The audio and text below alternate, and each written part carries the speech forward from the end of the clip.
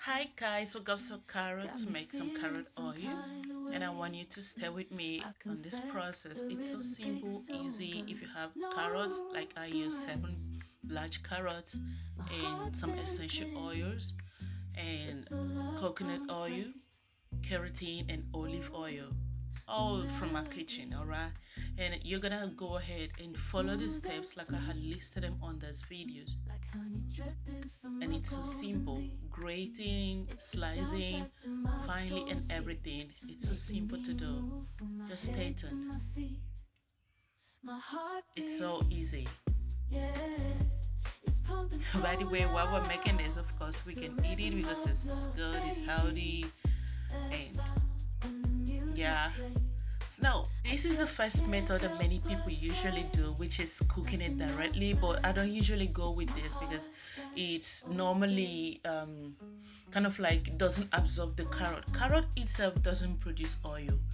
So when you cook it immediately, it can take off the color and all of that, which isn't, uh, to me, it's not really okay. So I usually go with the second method, which is soaking it for at least 1 week.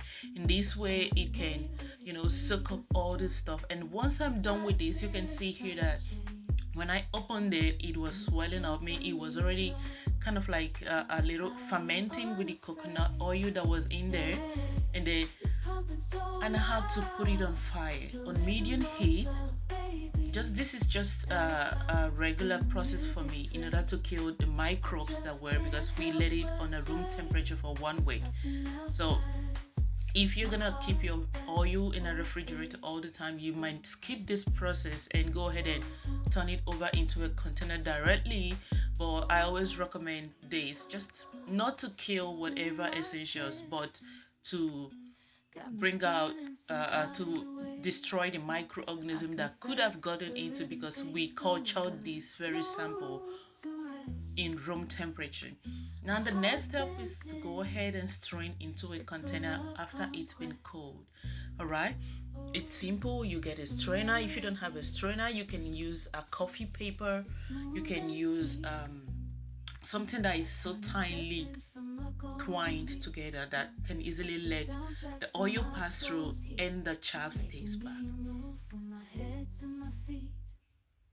Look at the oil that I got. Clean, clean, healthy. And I would tell you that after I checked this sample, I cultured it. I made sure that every nutrient was retained. The carrot nutrients was retained, and it is very ready, good for skin, good for the hair. And I don't I have already used this, okay, and I'm sharing it out here for you all to also try it at home. It's so easy to make.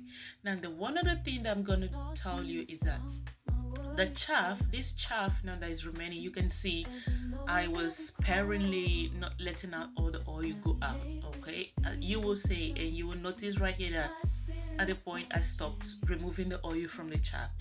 The reason for that is because I wanted to use this chaff for something else, which is to make a face or body scrub.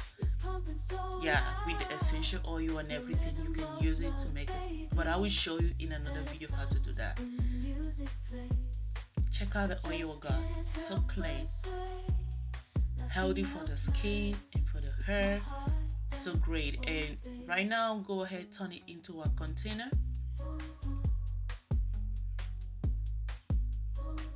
And in this, I think I used I don't remember the quantity of oil that I used, but I was just pouring it to cover the carrot that I had, like to soak it fully.